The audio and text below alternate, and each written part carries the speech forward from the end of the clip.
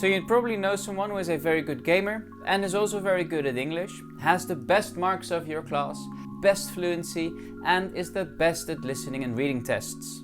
Maybe you are the gamer who has an English teacher who says, gaming is not the real way to learn English. In my experience, I've seen that gamers are always the best students in class. They're very fluent, they have the best vocabulary, and they don't feel ashamed to speak English in class, even in front of their own classmates. So the question is, why is gaming the best way to learn English? What makes gaming different from watching Netflix or even reading books? And why do gamers outperform people who watch Netflix and who read books? And did you know that there's actual research on the influence of gaming on your English proficiency or on second language proficiency in general?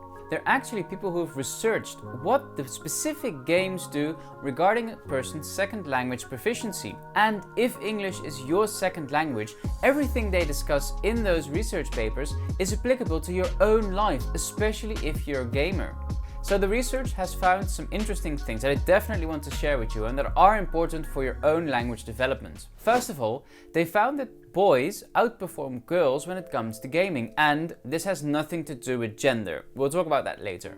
And as I mentioned, they also found that gamers outperform non-gamers, and I'm not talking about people who do nothing. I'm talking about people who read English books and who watch English Netflix with or without subtitles. Gamers are still better at controlled language tests when compared to these groups of people. So what makes gaming so superior? So before I can tell you why gaming is the best way to learn English, I need to cover two specific things related to language learning. The most important thing that you definitely need to know is that it all comes down to exposure. When you're learning a language, you need to have exposure, and the more exposure you have, the better your language learning will be.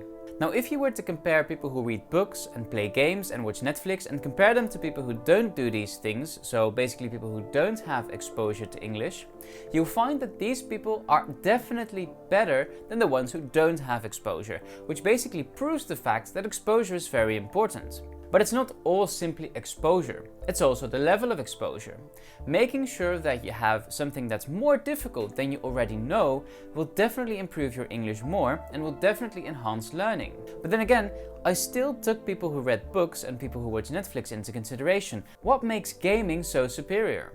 Well, the second thing that's very important relating to gaming, but also kind of related to reading books and watching Netflix, is the fact that these people are very motivated. When you enjoy reading, when you enjoy watching Netflix, you'll definitely sit down and do this. It's not really learning for you. The same happens with gamers. Gamers are not learning when they're gaming. They're gaming. That's the thing that they're doing. If I were to tell my gamer students that we're doing something because it's for school, it'll definitely be less fun than when they're actually doing it for their enjoyment. When we look at language, gamers are anonymous.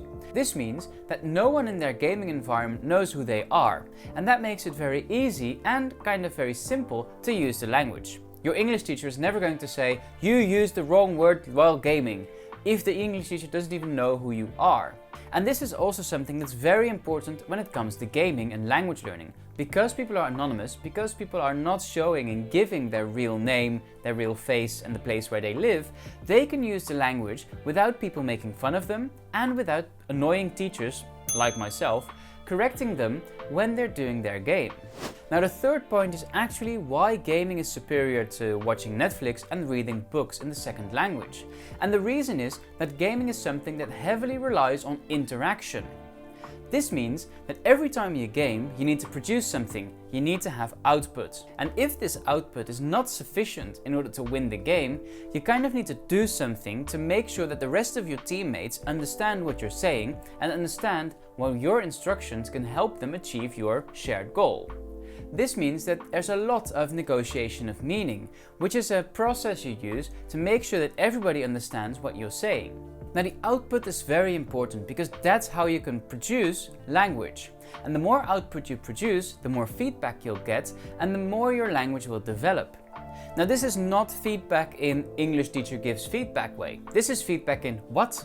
What do you mean? Where do we need to go? And what are you saying? Because think about it. If something you say is unclear, your teammates will never be able to follow your instructions and will never be able to win or achieve the same goal. And finally, we also have authentic interaction. This means that when you're gaming, you're probably speaking to someone who is either a native speaker or someone who doesn't have the same language as you. And this is why authentic interaction is so important, because when you're speaking to a native speaker, you kind of need to do what native speakers do in order to understand what you're saying. So that means that you're adapting your language to this native speaker, which means that you're actually learning on the go. Does this mean that gaming with non-native speakers doesn't help? Definitely not. Gaming with non-native speakers is as good as gaming with native speakers. Why? Because you still have this interaction, and you even have more interaction because even the non-native speaker you're gaming with doesn't really understand everything you're saying. This means that you need to negotiate even more in order to get your message across. So these are the 3 reasons why gaming is the best way to learn language. So what does this mean for you? Do you need to go out and buy an Xbox or a PlayStation 5?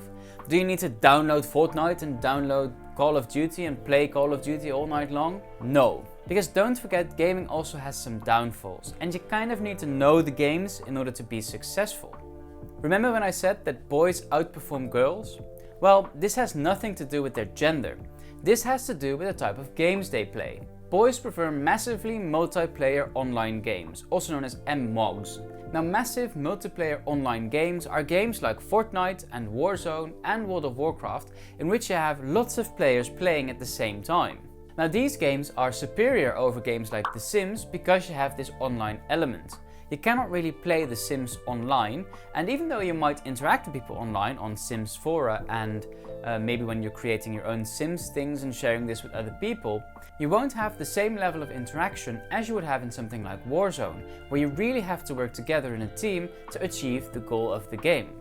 The same goes for something like Fortnite or something like Rocket League, where you definitely need to play with other people and communicate with them to be able to achieve the best result.